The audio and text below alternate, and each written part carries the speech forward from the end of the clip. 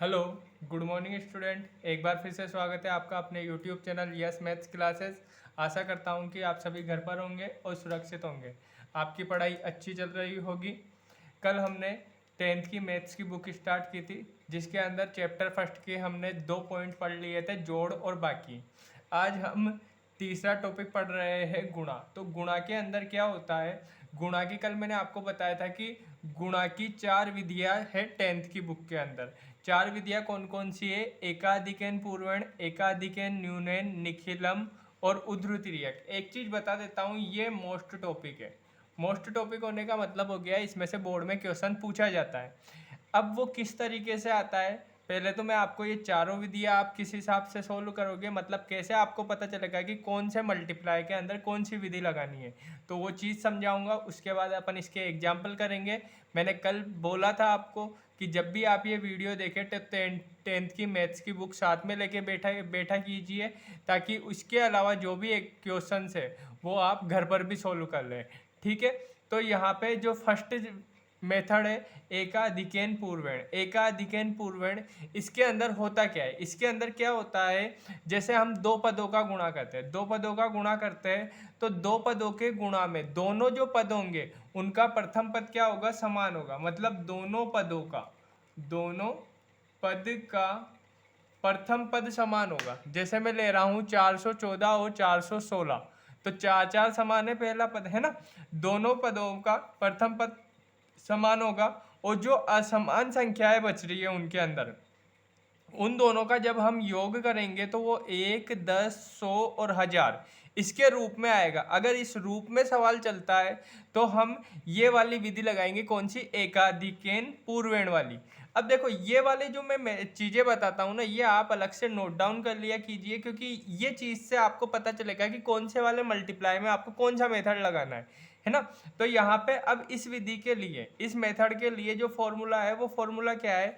हमें क्या करना है, जो समान पद है, मतलब दोनों संख्याओं के अंदर जो समान पद दिख रहा है उसको उसके एकाधिकेन से गुणा करना है। मतलब समान पद का एक बढ़ा के और उसे गुणा करना है, और उसके अलावा हमें असमान पदों का क्या करना है? गुणा करना है। जैसे एक सवाल अपन करते हैं और ये दो सवाल आप घर पे सोल्व करेंगे, है ना। तो अपन इसे फॉर्मूले के हिसाब से बनाते हैं। सबसे पहले तो हमें ये मेथड अप्लाई करने के लिए जो ये 2 पॉइंट है, ये फॉलो कर रही है क्या ये संख्या, ये देखना है। तो मैंने क्या बोला है? दोनों पदों का प्रथम पद समान होगा। तो देखो 8 समान है, ठीक है। इसके बाद असमान पदों का योग, ये जो असमान पद है 42 और 58, इन दोनों को अगर अपन जोड़ते हैं तो इनका योग कितना आएगा? 100 आएगा। मतलब ये इस दूसरे वाले नियम को भी फॉलो कर रहे हैं। अगर ये दोनों पॉइंट फॉलो करेगा कोई भी दो संख्याओं का गुणा, तो उसके अंदर फिर अपन एकाधिकन पूर्वेण लगा सकते हैं। तो देखो करना क्या है, इसके अंदर आपको सूत्र क्या कह रहा है? समान पद। तो समान पद क्या है? 8। तो समान पद क्या हो गया? 8 मल्टीप्लाई, ये मल्टीप्लाई का साइन आ गया। एकाधिकन मतलब 8 का एक अधिक क्या है? 9, ये सेकंड पार्ट, ये स्लैश है ना। असमान पदों का गुणा मतलब 42 और 58 को गुणा करना है, तो 42 इंटू 58, तो 8 नाम 72, और 42 और 58 को अगर अपन मल्टीप्लाई करेंगे तो कितना आ जाएगा? 2436, है ना। अब इसके बाद बात आती है, ये गुणा होने के बाद आपको एक चीज देखनी है जो जरूर याद रखना। देखो यहाँ पे क्या है, हमने 1, 2, 3, 4 दो दो अंक की संख्याएं ली। मतलब यहाँ पे मल्टीप्लाई करने पे जो अंक आने चाहिए वो 4 अंक की संख्या आनी चाहिए, क्योंकि 2 अंक की यहाँ से, 2 अंक की यहाँ से, 4 अंक की। जैसे यहाँ पे गुणा करने पे अगर 3 अंक की संख्या आती तो हम आगे एक जीरो लगा देते। ये चीज जरूर याद रखना, है ना, क्योंकि ये वाली चीज जब आप इस वाले क्वेश्चन को सोल्व करोगे तो आपके काम में आएगी। जितने भी असमान पद है, जितने अंक के गुणा कर रहे हो उतने ही अंक का गुणनफल आना चाहिए। अब इनको एक साथ लिख दोगे तो यही आपका आंसर हो जाएगा। ठीक है। यहाँ पे जैसे 103 मल्टीप्लाई करोगे आप 197 से, तो क्या बोला है? समान पद ये है, उसका एकाधिकन 2, 03 और 97 को मल्टीप्लाई करेंगे तो 1 दूनी 2, 03 और 97 को मल्टीप्लाई करेंगे तो 3 सत्ते 21 और 3 नाम 27, 27 और 2 29। अब देखो 1 2 3 4 4 अंक गुणा करने पे हमारे पास 3 ही अंक आ रहे हैं, तो एक आगे जीरो लगानी है। ये चीज मैं आपको समझाना चाह रहा हूँ। तो अब इसको आप एक साथ लिख दो, यही आपका आंसर हो जाएगा। इसी तरीके से आप ये थर्ड क्वेश्चन भी सोल्व करना, है ना। तो ये हो गई आपकी पहला मेथड एकाधिकेन पूर्वेण वाला। ये मेथड बहुत बार बोर्ड एग्जाम में इसका क्वेश्चन आया है, इसलिए इसे सही तरीके से समझ लेना। इसके बाद बात आती है हमारे पास सेकंड मेथड है। सेकंड मेथड का नाम क्या है, एक न्यूनन पूर्वेण। एक न्यूनन पूर्वेण ये वाला मेथड कब लगाते हैं, सबसे पहली चीज तो ये आती है। तो ये वाला मेथड लगाने के लिए हमें दो अंकों का गुणा, भाई संख्या है दो ही होगी, उसमें से एक पद क्या होगा, 999 999 9999, मतलब जो एक संख्या होगी वो 999 के पद में होगी, है ना। तो इसके अंदर फिर क्या किया जाता है, देखो ये वाला क्वेश्चन भी बोर्ड में आता है। तो इसके अंदर क्या किया जाता है, सबसे पहले जैसे मैं इन दोनों का गुणा कर रहा हूँ, 137 मल्टीप्लाई बाय 9999, दोनों में से एक पद 999 के रूप में दिखा है, तो आपको ये वाली विधि लगानी है। करना क्या है, जो पहला मतलब 9 के अलावा जो भी पद है उसमें से एक घटाना है, एक सिर्फ एक घटाना है ना। इसमें बोला है ना एक न्यूनन, मतलब एक कम करना है ना।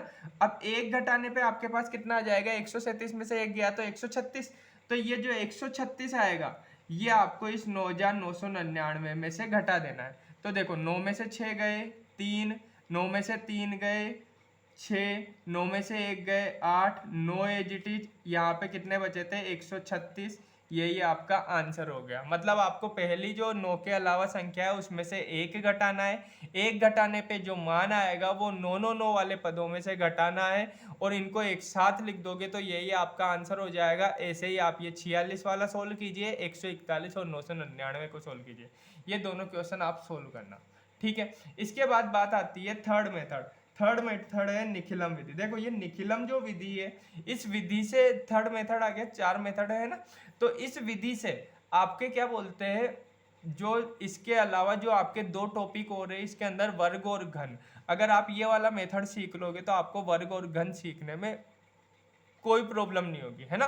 तो देखो इसके अंदर क्या करना होता है, इसके अंदर इसका फॉर्मूला है उपाधार अंक उभयनिष्ठ संख्या विचलनों का गुणा। यहाँ पे होता क्या है, देखो सबसे पहले तो इसके अंदर क्या होगा, ये विधि कब लगती है, प्रथम पद समान हो। अभी अभी हमने एक विधि पढ़ी थी एकाधिकेन वाली, उसमें भी प्रथम पद समान होता था, लेकिन वहां पे असमान पदों का योगफल 1 10 100 1000 इस रूप में आता था। यहाँ पे असमान पदों का योगफल देख लो, 8 और 12 को जोड़ोगे 20 आ रहा है, जो कि उस रूप में नहीं है, मतलब इसमें निखिलम विधि लगेगी। अब लगती कैसे है, इसके लिए आपको एक फॉर्मेट बनाना पड़ेगा, संख्या और उसका विचलन। अब यहाँ पे बात आती है, संख्या तो क्या है 108 और 102 112 है। अब इनका विचलन कैसे निकाला जाता है, तो इसके लिए आपको 3 पद याद रखने पड़ेंगे। सबसे पहले आधार, उसके बाद उपाधार अंक, और उसके बाद उपाधार, और उसके बाद विचलन। ये 4 पद आपको याद रखने पड़ेंगे। तो आधार तो क्या होगा, अगर 3 अंक की संख्याओं का गुणा कर रहे हो तो आधार 100 होगा, 2 अंक की का कर रहे हो तो 10, और 4 अंक की का कर रहे हो तो 1000। तो 3 अंक की संख्या है तो आधार 100। उपाधार अंक क्या होता है, हमेशा जो संख्या है उसका जो पहला अंक है वो ही उपाधार अंक होगा। अब इन दोनों को जब आधार और उपाधार को गुणा कर देते तो गुणा करने पे जो संख्या बनेगी वही हमारा उपाधार होगा। अब हमें ये देखना है कि इस उपाधार से ये दोनों संख्याएं कितनी बड़ी है या कितनी छोटी है। अगर छोटी है तो माइनस का चिन्ह लगाएंगे और बड़ी है तो प्लस का चिन्ह लगाएंगे। तो 108 100 से कितना बड़ा है 8, तो इसका विचलन कितना हो गया +8। 12 कितना बड़ा है, वो 112 कितना बड़ा है 12 बड़ा है, तो ये +12। अगर छोटी है तो माइनस का चिन्ह, बड़ी है तो प्लस का चिन्ह, तो इसका विचलन तो कितना हो गया +8 और इसका विचलन कितना हो गया +12। अब यहाँ पे फॉर्मूले के हिसाब से अपन को जमाना है। फॉर्मूला क्या कहता है अपन को, उपाधार अंक। उपाधार अंक हमारे पास कितना था 1, ठीक है। इसके बाद बात आती है उभयनिष्ठ संख्या। उभयनिष्ठ संख्या होती क्या है, सबसे पहले तो ये बात आती है। तो इन दोनों को जो फॉर्मेट आपने बनाया है, इसमें जब आप इनका क्रॉस योग करोगे, मतलब 108 में 12 जोड़ोगे तो कितना आएगा 120, है ना। और 112 में 8 जोड़ोगे तो भी 120 ही आएगा। मतलब उभयनिष्ठ संख्या क्या हो गई हमारे पास 120। मतलब दोनों को क्रॉस जोड़ने पे जो संख्या आ रही है वो हमारे पास वेनिष्ठ संख्या होगी। इसके बाद मैंने स्लैश लगाया, विचलनों का गुणा, मतलब इन दोनों को गुणा करना है तो 8 इंटू 12, तो एक को 120 से गुणा करेंगे 120, 12 अट्ठे 96। अब यहाँ पे एक सेकंड रुक जाया करा करो इस पद के अंदर, मतलब जब आपके गुणा जोड़ बाकी का काम खत्म हो जाता है एक बार रुका करा करो और आपने आधार में कितनी जीरो लिए ये चीज जरूर देखा करा करो। आधार में 2 जीरो है, मतलब इसका जो ये सेकंड पार्ट बन रहा है इसके अंदर अपन को 2 अंक रखने हैं। अगर यहाँ पे अपन 1 जीरो लेते हैं, मतलब जैसे 2 अंक की संख्या होती तो 1 जीरो लेते हैं, तो फिर यहाँ पे अपन आधार में ये सेकंड पार्ट में एक ही अंक रखेंगे, है ना। तो यहाँ पे ये 96 2 जीरो है, 2 अंक की संख्या है, तो इनको एक साथ लिख देंगे, यही हमारा आंसर हो जाएगा।